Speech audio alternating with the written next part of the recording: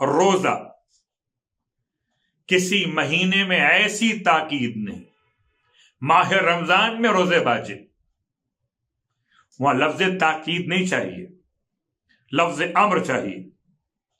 باقی 11 مہینے کسی مہینے میں روزے کی ایسی تاکید نہیں جیسی ماہ مبارک رمضان کے لیے، ماہ مبارک رجب کے لیے. ماہ رمضان میں تو واجب ہونے کا اعلان ہے. ماہ رجب انکم تطوعتم بالصوم لی، تم نے اپنے خواہش اور ارادے عبادت کے ساتھ میرے لیے روزہ رکھا. تم پر جبر نہیں تھا، تم پر واجب نہیں تھا، تم نے میری خاطر روزہ رکھا. فی شہر، ایسے مہینے میں عظمت حرمتہ، کہ جس کے احترام کو میں نے عظیم کر دیا ہے.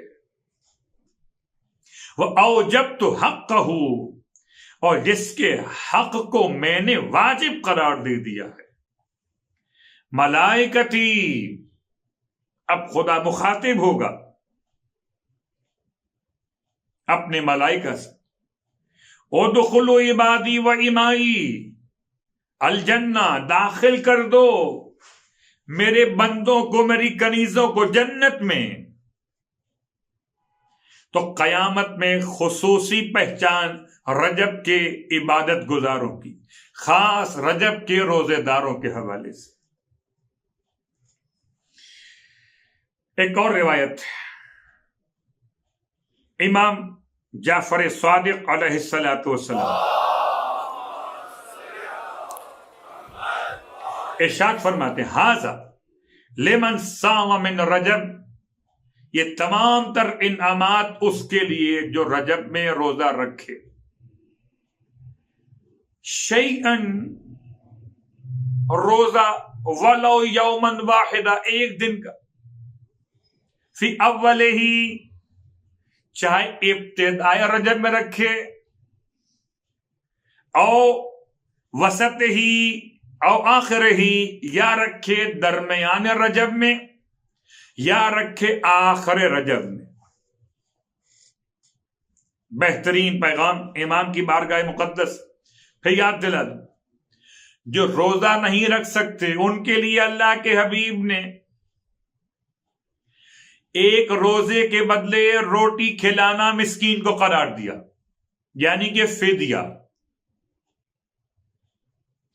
لفظ استعمال ہوا رغیف. رغیف کہتے ہیں پکی ہوئی روٹی کو.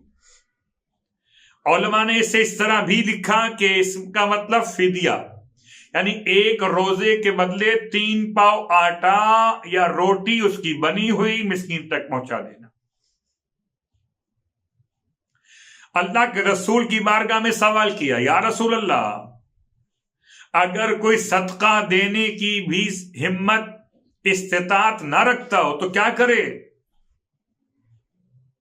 فرمایا اس کا بھی حل ہے، پھر ہر روز تسبیح تلاوت کرے 100 مرتبہ. کون سی تسبیح؟ جس میں 4 مرتبہ لفظ سبحان استعمال ہوا. سبحان الالہ الجلیل سے لے کر آخر کلمات تک. کہاں ملے گا آپ کو یہ؟ کتاب مفاتیح الجنان میں، ماہ رجب کے مشترکہ اعمال کے اندر. روزہ، ورنہ فدیہ، ورنہ تسبیح پروردگار سبحان. یہ 4 جملے ہر دن 100 بار پڑھنے ہوں گے. بات واضح ہو رہی؟